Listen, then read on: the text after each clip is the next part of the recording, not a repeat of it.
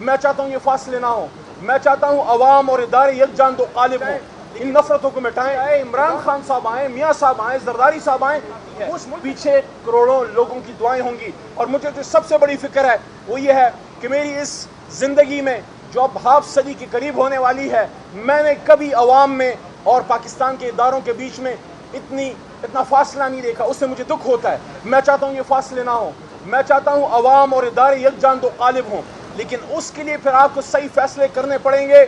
उसके लिए अवाम के मैंडेट के सामने सर तस्लीम खम करना पड़ेगा। और आखिरी नुक्ता यह है, कोई भी आए, अवाम की पसंद से कोई भी आए, इमरान खान साहब आए, मियाँ साहब आए, जरदारी साहब आए, वो उस मुल्क के खिलाफ तो काम नहीं कर सकते। तो फिर आप किस चीज़ से डरते हैं? अवाम की मर्जी से हुकूमत आने दें, बनने दें, बैठने दें।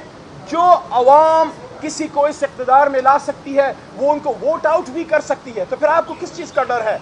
आए, इस मुल्क को बचाएं, इन नफरतों को मिटाएं, इमरान खान साहब को बाहर लेके आएं। और ये जो रिजर्व सीट्स हैं, खुदारा हमारा तो कल्चर भी ये है कि ख़वातीन के सर पे, बच्चियों के सर पे दुपट्टा रखा जाता है, उनको ज़्यादा ख्याल किया जाता है। आप इस केस पे मुकदमा हो रहा है कि क्या ख़वातीन को उनका हक दिया जाए या नहीं। देखिए, नून लीग को उनका हक मिल चुका, पीपल पार्टी को मिल चुका, जमीयत को मिल चुका, तमाम जमातों को मिल चुका।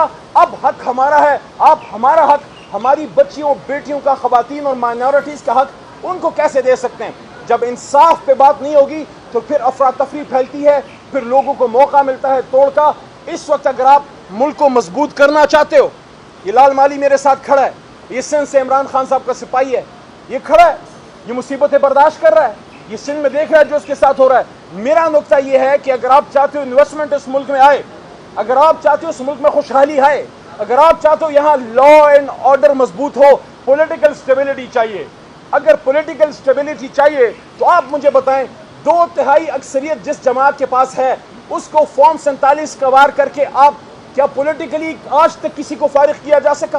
क्या मरहूम, क्या ज़िया साहब पीपल पार्टी ख़त्म कर सके? क्या भुट्टोइज़म को ख़त्म कर सके? भुट्टो के नाम को ख़त्म कर सके?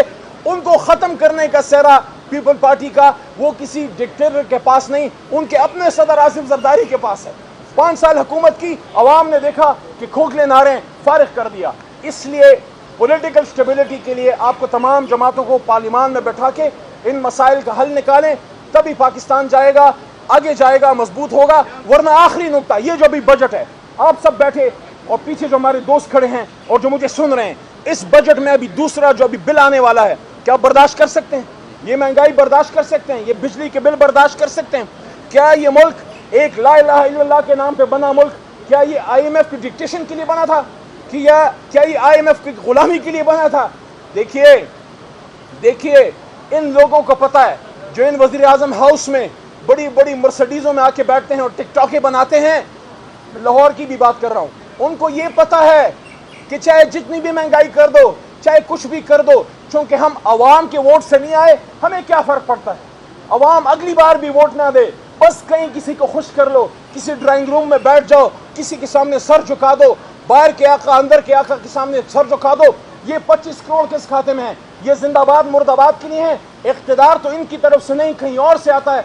जब ये सोच पैदा हो जाए कि अवाम के वोट से हुकूमतें नहीं बनती, बल्कि किसी की ताकत, किसी के अब्रू के इशारे से बनती हैं, फिर ऐसे ही बजट बनते हैं, फिर ऐसी महंगाई आती है, फिर ऐसे ही जुल्म के पहाड़ टूटे जाते हैं। हाँ, अवाम की ताकत से इमरान खान साहब जैसा लीडर अगर आए, या माजी में भुट्टो जैसा आदमी आया था, वो अवाम के मफाद के मंसूबे बनाता है, वो अपने खर्चे कम करता है, वो अपने मिनिस्टरों के खर्चे कम करता है, वो ऐसी पॉलिसी बनाता है कि घर घर लोगों को सहूलत मिले, गरीबों के सर पे हाथ रखा जाए। इसलिए आज ये मुकदमा सिर्फ रिजर्व सीट्स का ही नहीं है, वो तो है ही हमारा हक, आज ये मुकदमा तहरीक इंसाफ के मैंडेट का है। काजी फायद ईसा साहब काबिल एहतराम, आप चीफ जस्टिस हैं, आपसे जितनी भी रिजर्वेशन है, ओहदा ऐसा है जिस पे आप बैठे हैं कि उस ओहदे का एहतराम हम पे लाजिम है। आपके पास 4.5 महीनों से हमारी 184(3) की पिटिशन पड़ी है जो हामिद खान साहब ने जमा की थी। इमरान खान साहब ने बारहा जेल में ये बात मुझे की कि आप ये बात कीजिए, आप इस पर डिमांड कीजिए कि 184(3) की पिटिशन के तहत इस इलेक्शन का जुडिशल ऑडिट कीजिए। काजी फायद ईसा साहब, आपने ये कहा था, आपने ये फरमाया था कि 8 फरवरी का इलेक्शन पत्थर पे लकीर है, इलेक्शन तो हो गया। क्या सिर्फ इलेक्शन होना काफ़ी है? उसका आज़ाद शफाफ होना भी ज़रूरी है।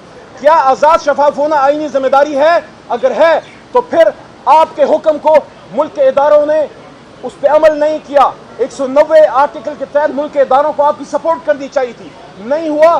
184(3) کی پٹیشن کے تحت آپ اس الیکشن کا جوڈیشل آڈٹ کیجئے, کیونکہ آپ کے حکم پہ, آزاد شفاف الیکشن کے حکم پہ فارم 47 کا آخری بات, عمران خان کو رہا کیجئے, ہمیں ہمارا مینڈیٹ واپس کیجئے, خواتین کو ان کا حق دیجئے, مائنورٹیز کو ان کا حق دیجئے, ظلم مت کیجئے. پاکستان انصاف کے لیے بنا تھا, انصاف پہ چلاؤ گے